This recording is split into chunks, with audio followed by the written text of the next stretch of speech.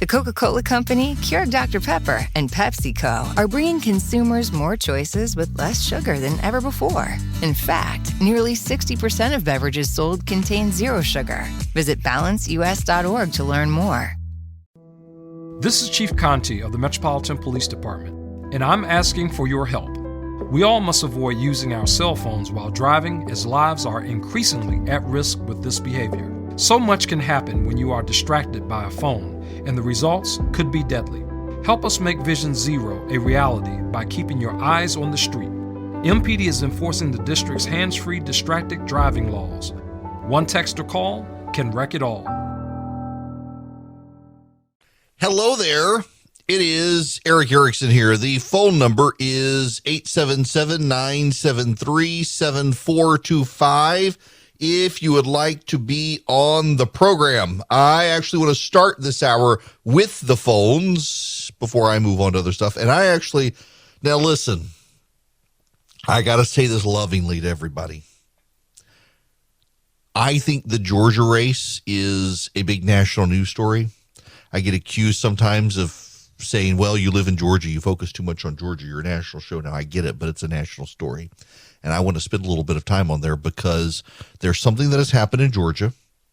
And actually, there's something that has not happened in Georgia. And I actually think it's the most important angle of the story. And I know everyone nationwide is paying attention to Donald Trump's endorsements in Georgia. And will they win? The gubernatorial race is the first big test of support for Trump. Something has not happened in Georgia. And it is the biggest thing about the race that you got to appreciate. Before I get there, I want to take these phone calls. I don't want to leave people waiting. Dave, I want to go to you first. Welcome.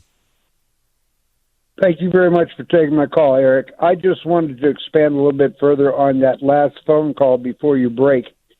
As a welder for 52 years and a welding instructor for 22 of those years, I have seen the residents of parents to actually think about their children as being tradesmen.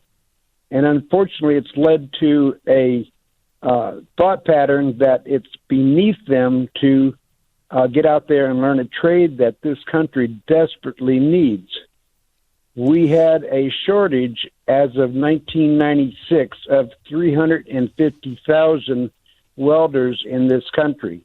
Mm-hmm. And it is one of the leading reasons why we cannot keep up with the nuclear facilities or the creation of them to the point where we can actually get ahead in this world.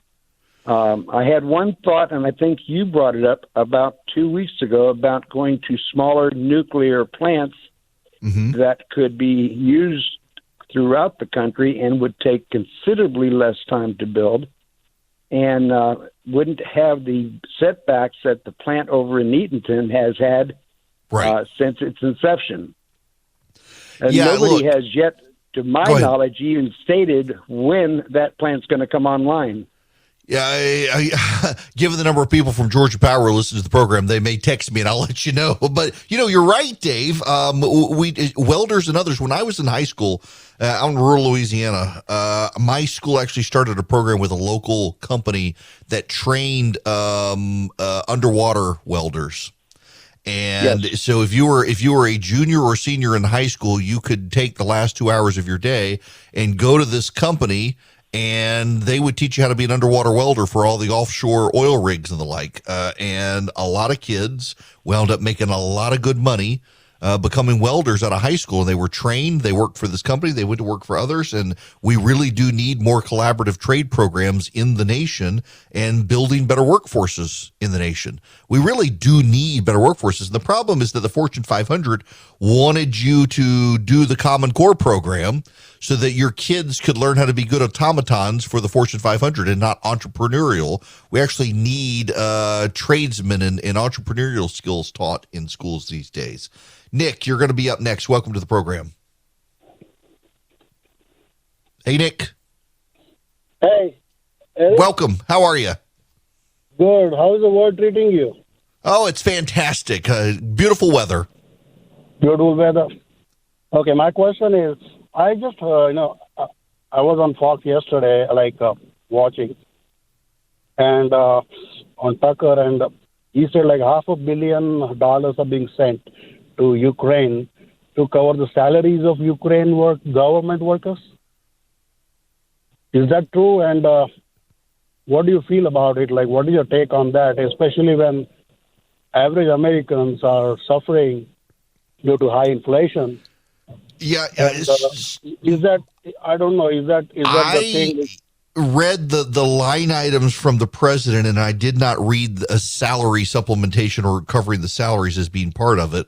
What I read was that it was going to be the cost for what would be some money for food costs, but mostly it would be money for weapon systems and weapon systems. Because that was the new thing which I heard yesterday. Actually, I heard about weapons and all also. But this is for covering the salaries, especially he used the word salaries of government workers.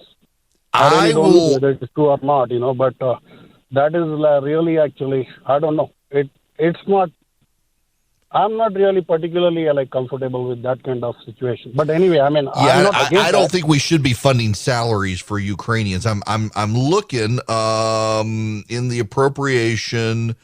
It does not say here that it is salaries for people. I'll tell you, with all due respect, but Tucker straight away, he said that.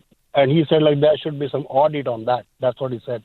But I don't know whether there could be audit on such a thing. And, that is yeah. So I'm looking at the report now. I mean, this is from the White House, so who knows if they're telling the truth? But what they say is it's $800 million, but it's $800 million worth of equipment. Essentially, we will loan Ukraine $800 million, which they will then use to buy military equipment from us, artillery weapons, ammunition, tactical drones. Missiles and upgrades to Russian tanks. In addition to that, that's what he said. He said it's over 1 billion, 800 plus this. But anyway, I mean, I don't know. I mean, well, I'm just whatever I heard. Wait. Nope. I got it right here. Yep. $500 million will go to Ukraine to stabilize their economies, to help rebuild the bombed communities of the West, where the Russians had bombed them and now have left, and also to help supplement the pay of frontline essential service workers in Ukraine. Okay. Yeah, so not the Ukrainians in general, but the emergency services personnel in Ukraine. It will be used to supplement their salaries. Okay, and can I ask you one quick question, if you don't mind? Okay, whatever being said about Democrats, on your program as well as everywhere, and they're all expecting that 2022 and 2024 Republicans will be there, But for example, hypothetically, if the Democrats win both, for example, hypothetically, would you change? Would you have any other opinion about, about whatever Trump said about the 2020 elections? Look, if the Democrats are able, if they walk into 2022 and they expand their Senate and House leads, I would say, all right, let's reanalyze the elections. Let's see how this was possible, because it defies everything we're seeing on the ground. It defies the polling. It defies all the expectations. But I would also say, Nick, if the Democrats do lose big, then I hope that the people who think the 2020 election was stolen would revise their theories, particularly in Georgia. If Kemp beats Abrams and the Republicans do well, then maybe either the election wasn't stolen, or two, the only person they can steal it from is Donald Trump. So maybe he doesn't need to run in 2024. Okay. All right. Thank you so much, absolutely. Eric. I really and my best wishes for your family and your wife. Thank you so much. I'm from Atlanta, by the way. I'm from Georgia. Oh, fantastic. Georgia. Good. Well, thank you very much for the phone call. Have a great weekend, Nick. All right, Brandon, you're going to be up next. Welcome. Hey, man. My quick question is the whole Marjorie Taylor Greene thing. I don't really support her. She is kind of goofy. But what's the difference with her and before Kamala Harris was talking about, BLM should and would burn buildings and do violence and riot and loot. I mean, how is that any different, if not worse? It's not, which is why this whole trial is a big pile of crap. The judge should have never allowed it to go forward. And by the way, now, what I did learn today, a reporter who was listening texted me and said that actually what's going to happen is this judge is going to put together findings, send it to the Secretary of State's office, and let the Secretary of State decide. So there's no way they're actually throwing her off the ballot. This is all a bunch of kabuki theater. And you're right. I mean, yeah, Kamala when you read Harris, the law, it even says vice president. It even says that in there. And she did the exact same thing, and she's the vice president, and a horrible one at that. Kamala Harris raised money to pay the bail of the people burning American cities and got to be vice president. Exactly. What did Marjorie Taylor Greene do other than she said she thought the election was stolen? Absolutely nothing. Other than she cast a lawful vote in Congress, which I disagree with on certified election results, but it was her vote cast. She cast it, and she had the right to do it. I mean, this is all a bunch of garbage by a bunch of progressives, and that judge is Nina Totenberg's sister, the left-wing NPR reporter who hates the Supreme Court. It's her sister. Barack Obama put her, and she allowed this farce to go forward because she doesn't care. Back to the phones. Rick, you're next. Welcome. Good afternoon, sir. My question centers around the assumption that we win majorities in the House and the Senate in November. If Biden presents legislation and sends it to the House or the Senate and they won't pass it, we know that stalls it. But is it conceivable, if we're close to 60 in the Senate, that we could create legislation in the House and the Senate, pass it, send it up to the president, he vetoes it, and then override the veto? Mechanically, can that be done? Yeah, I mean, mechanically it could be done, I believe. And it's a matter of, one, getting past the filibuster, but then two, remember, you're going to have 67 votes in the Senate to override any presidential veto. And I don't know that we can. I mean, we're not going to get to 2/3 in the House. We're going to get a big swing in the House, but it's not going to be 2/3. And we're not going to get 2/3 in the Senate either. We can't mathematically this year. Only a third of the Senate is up for re-election anyway. After 2024, we could probably get to 60 and have a filibuster proof. But you got to have 2/3 of both houses to override the veto, and I don't know that we're going to get there. Okay, I'm going to go on and take a quick time out here, a little earlier than I normally do, because I want to get into this thing that's happening down in Georgia. Actually, I keep saying this thing that's happening in Georgia. That's the impressive part of it. The thing that is not happening in Georgia, that it should be a big red flag for President Trump. What is not happening on the ground in the state. Hello there. It's Eric Erickson here. I hope you guys are ready for a great afternoon. The weather is absolutely, listen, I realize I'm on delay in some parts of the country, but the weather here is beautiful right now. I want to go hit golf balls. The phone number is 877-973-7425. Notice I said I want to hit golf balls. What will actually happen is I will lose golf balls. I had to go buy a brand new box I'm so bad. I'm getting better, but I'm bad. The Georgia gubernatorial primary is not just a Georgia story. It's a national news story. It's been featured all over the country and is being watched by a ton of people, in large part because in 2018, Brian Kemp was headed toward beating Casey Cagle, then the Republican lieutenant governor, in the Republican runoff. And then Trump endorsed and sealed the deal.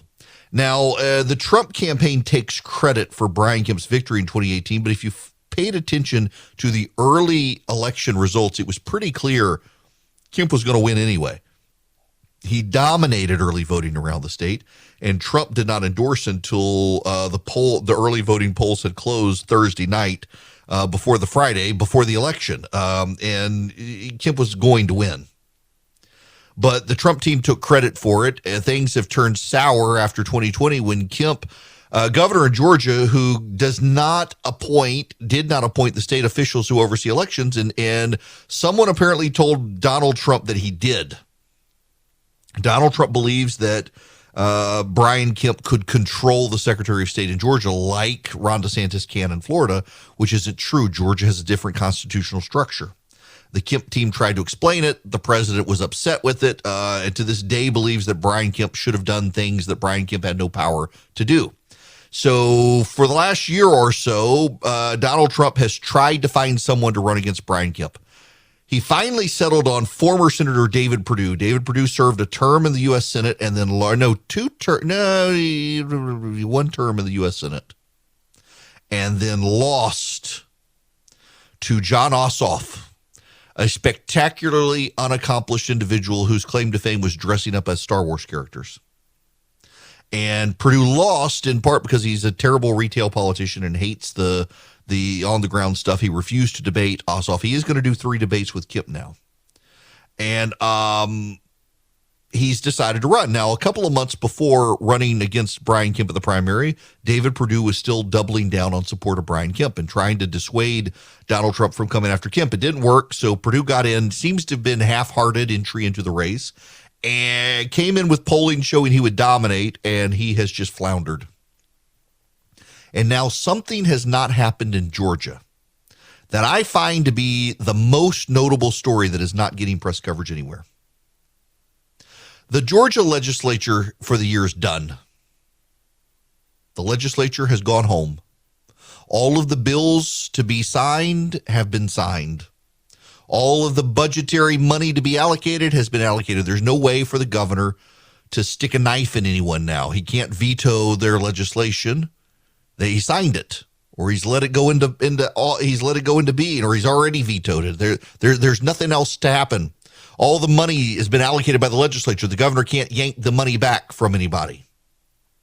And yet, not a single effort has been made to rally Republicans in the legislature to David Perdue. There are no endorsements coming. There are no endorsements from county sheriffs. There are no endorsements from county commissioners. Now, there have been here and there pockets of them, but there's been no mass rush to endorse, to say, hey, we reject Brian Kemp, we're going with David Perdue. This, I think, is actually the most notable story in this entire campaign season. You are not seeing a wave of elected official endorsements of David Perdue, even though the legislature's now gone home. There's no way for Brian Kemp to take it out on them for betraying them, and none of these people are going with Perdue. That to me tells me that David Perdue does not have reach down to the county and local level. David Perdue does not have grassroots support. Listen, if he had a bunch of grassroots support, you would see local county commissioners or city councilmen who are Republicans or sheriffs come out in waves and endorse him. Big endorsement list. That's what they like to do.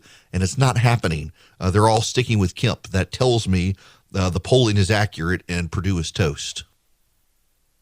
The recipe is out in the wild. If you text recipe to 33777, you'll get a link back to my recipe Substack, and they'll all be there. You can see them all. The Mojo pork roast.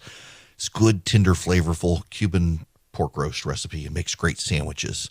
Okay, the phone number is 877-973-7425. To the phones, I am going to go next to Tim. Welcome to the program. Tim, how are you? I'm doing great. Thanks for taking my call, Eric. And sure. Thanks for stimulating us to think. And I was calling about your question about you described how progressives are doing things, and now conservatives are following the same track. They're doing similar things, but down the road it could affect them adversely. So my question was, I don't have an answer for it either. I think what DeSantis, I like what he did, but again, it could affect us adversely in the future. My question was, do you think this might be what the answer might come from game theory? I've studied game theory, but I'm definitely not an expert. I know there's finite games like basketball, football. You have right. rules. You know who the players are. You know when the game's over. But like with infinite games, which the nuclear arms race seems like much of politics, and the business world oftentimes make decisions like they're playing a finite game, that is expedient for the bottom line in this quarter or expedient this year politically, but can affect you adversely down the road, that maybe there's an answer from playing it as an infinite game? Yeah, where there are no rules. Look, we're kind of in Calvin ball, frankly. For those familiar with the comic strip of Calvin and Hobbes, the rule of Calvin ball is there is no rule until Calvin says there is a rule, and then suddenly everybody's bound by Calvin's rule until he changes the rules again. When he starts losing, that seems to be the period we're in, where there's no stop of this. Now, I will tell you all, and Tim, thanks for that. Here's my honest answer. Gosh, some of you won't like this. You'll say, there he goes again. Here I go again. We are on the slippery slope to the apocalypse. Let's just be honest here. I mean, the earthquakes the world has seen, the volcanic eruptions, the riots, the famine, the plagues, the diseases, the squabblings, the people falling away from church, the people who claim to be church-going members who behave just like every other progressive, woke paganist out there. We are in the end times now, folks, and those of us on the winning team don't have to worry. We're on the winning team. There will come a day where you will win. Until then, it's going to be very bad. I don't think there's a solution. This is honestly, a lot of people, my friends, get mad at me for this to some degree, and I get it. I have a lot of friends who think, why are you not as enraged as I am? You have kids. Well, for all the people who wonder why are you not all worked up about this stuff? Why is it no big deal to you? It's because I just feel like we're in the biblical end times, and I know how the story ends. And I know that me being upset that the things of the world hate the things of God, there's nothing I can do about that. There's nothing I can do to fight the wokes per se that won't cost me my soul. The things of the world hate the things of God.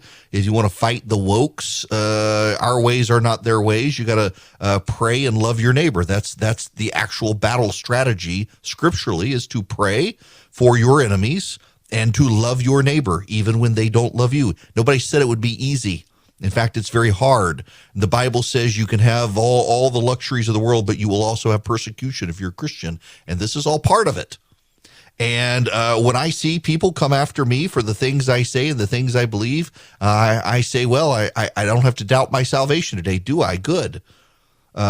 People get so worked up about this stuff these days, and you get worked up about all this. This doesn't mean surrender.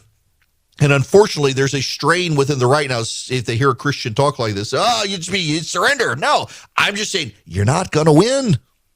You are not going to win. He's going to win. You're not. So trust in him. Stop trying to think that you can, in this fight about the unseen realm, that you somehow are going to be victorious. No, you are not. He will be. You will not. Your job is to trust him. Pray and love your neighbor. You're not supposed to behave like the world against the world. You're just not. You're specifically told not to.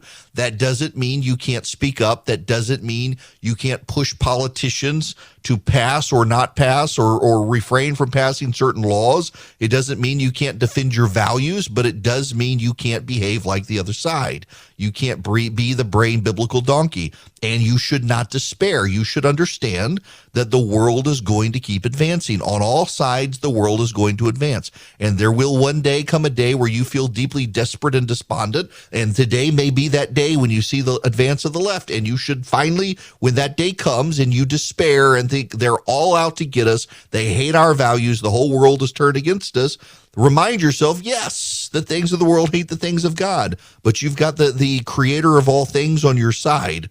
It reminds me of the story of Elisha when his manservant was with him.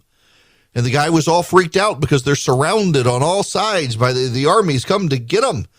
And Elisha prays the Lord, open his eyes so he can see. And he sees the angel army from the mountains to the hills to the plains completely surrounding. And what Elisha could have asked God to wipe them out. Wipe them out. Instead, they just made them blind and then gave them their eyesight back. There's no reason to be freaked out by the advance of the left in culture. It's going to happen. There's nothing you can do to stop the advance. You can slow it down, but the left is going to advance. Why? Because the left, and I'm talking particularly the secular left, the progressive pagans of the world, and those on the right who have abandoned the church. They claim to be Christians and they're never in church. They have no relationship with God outside what their grandmama told them about him. These are the people who in the world will dominate the world until the last day of the world. And then guess what? You win. Because he wins. So no, I should probably be more worked up about a lot of this stuff than I am. Man, some friends of mine, they're like fighting mad. We got to fight. We got to fight. We got to do to them what they're doing to us. I'm like, yeah, but you can't. I mean, you really can't. You got to love your neighbor. You can't treat them the way they treat you because they're allowed to hate their neighbor. And guess what? They hate us. They hate us. You have people on television, on news channels, like Brian Stelter at CNN, who says this is a matter of life and death, that we are killing transgender kids by refusing to affirm them. He believes we're killing people. The number of people on the left who believe Christians are routinely killing people because we're hurting their feelings. You know what? They're allowed to hate. We're not allowed to hate them. You may want to hate them, but you're not allowed to hate them. You got to love them. You got to be their neighbor. You've got to be the guy. If they live next door to you, they would say, man, I'm going to leave a house key with that guy because if I'm out of town or something happens, he'll take care of the house for me. That's the sort of person you got to be. You got to be relational. Oftentimes, it's very easy to hate other people these days because you don't know them. And it's easier for the left to hate the right these days because the left tends to live in urban enclave bubbles where they are protected from and do not have to interact with people on the right, while people on the right have to get up, get in their car, and drive into the city to go to work where they're around these people. So you get to know them better than they get to know you. They don't want to have anything to do with you. You cannot despair. You're going to want to despair. There are times you're going to despair. The whole of Scripture is filled with people in despair who God has to reach out and comfort. And, you know, the way he comforts them is to say, hey, I'm here. I'm still in charge. The sovereignty of God matters. It's going to get worse before it gets better. It is. And call me. I know my friends who aren't believers, they say, oh, man, that sounds crazy. You shouldn't say that stuff publicly, but I will. A buddy of mine who's a geologist tells me we're not actually having more earthquakes or volcanoes than historically we've had. It's just we know about them now. We have better sensors now. We are more mindful of them. But I still think, yeah, we have more. We're more mindful. There are more of them. Not that there are more per se, but we're more aware of them. It seems like we have more. All of that plays in together. We've got another round of the avian flu sweeping through the bird population right now. We've got people starving. We got food shortages. We've got pandemics. We got war. Yep, end times, baby. And you know what? It's okay. God's got this. We'll be fine. How about we take another phone call? All right, Thomas, you're going to be up next. Welcome. How are you? I'm doing okay. Feels yeah, like a little bit that's a heck of a way to non-sequitur. transition, huh? Hey, end times, baby. Let's go to Thomas. Exactly right. It feels a little bit like a non sequitur, and I think this is a little Atlanta-centric. But, you know, being a battleground state, we've seen a whole lot of ads, and particularly, you know, a lot of Raphael Warnock ads and Stacey Abrams ads. And in one of them, she claims about paying off the debt of a couple 100,000 Atlanta families. Yeah. And as I looked into it, you know, really, you know, to back up, she started her fund, Fair Fight, which is supposed to be a nonpartisan voter rights organization, got about $100 million. About 90% of it came from about 300 donors. Mm-hmm. And some of that, you know, they had $100 million. What do? You mainly spend it on ads. But one of the things they did is they bought bad medical debt. Yeah. So it's medical debt that probably would never have been paid back. So they converted this nonpartisan money into a donation, and now they're talking about it on their ads. And I'm just wondering if it really constitutes a political donation to their efforts. Yeah, I'm actually interested in this one, and I think it's been a while since I practiced in this area of law, and I think she can get away with it. But I do think, it was easily predictable that something like this was going to happen. Now, for those of you outside of Georgia who don't know what Thomas is particularly talking about here, Stacey Abrams has a nonprofit group called Fair Fight. Fair Fight fights for supposedly fair elections. Really, it's a partisan progressive group designed to register Democrats to vote. But about 300 people made very large donations to Fair Fight Georgia. And then Fair Fight Georgia went out into rural Georgia, where Stacey Abrams has serious problems with voters. And they bought up a bunch of medical debts from people who couldn't pay their medical bills, and they paid them all off. They said, we'll take care of these bills for you. And now, of course, Stacey Abrams is running ads saying, my nonprofit paid off people's medical debts in rural Georgia, making herself out to be the hero. It was all done as an advertising scheme. These people were used by Abrams for her to be able to take credit. It was absolutely obvious that this was going to happen. They made sure people knew at the time that they were going to go out there and they were going to do this. And they did. And she's running ads for it. I don't think that it is a campaign violation per se, because she can just say when she was in charge of Fair Fight, this is the sort of thing they did. And if she's in charge of the government, this is the sort of thing she'll have the government do. And that's a perfectly legitimate legal thing for her to do. But yet it does reek of using a nonprofit for the political gain of a candidate. It's very hard to prove. Are you saying that the money needs to come back, that these people need their debts done? Well, what's the solution there?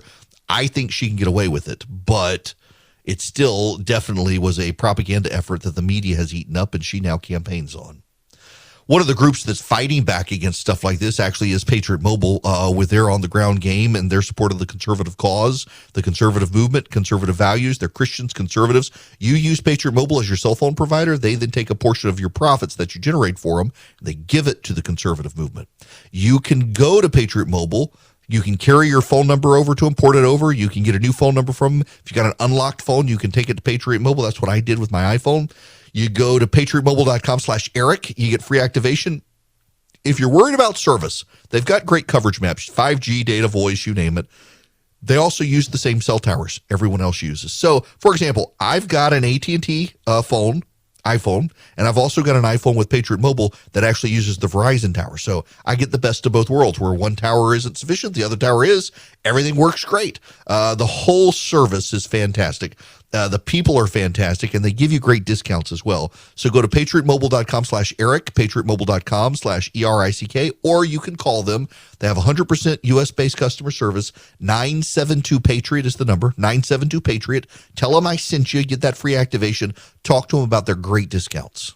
Hello there. It is Eric Erickson here. The New York Times has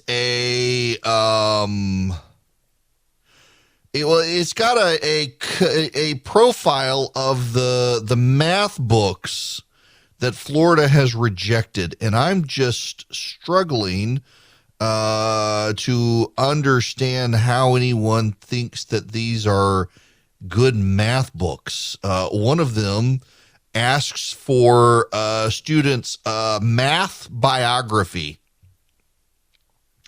A math biography is a way of helping kids, says Professor Jones. There's a fair amount of evidence that indicates that if you can surface your uncertainty and anxiety about it, it's easier to grapple with and manage.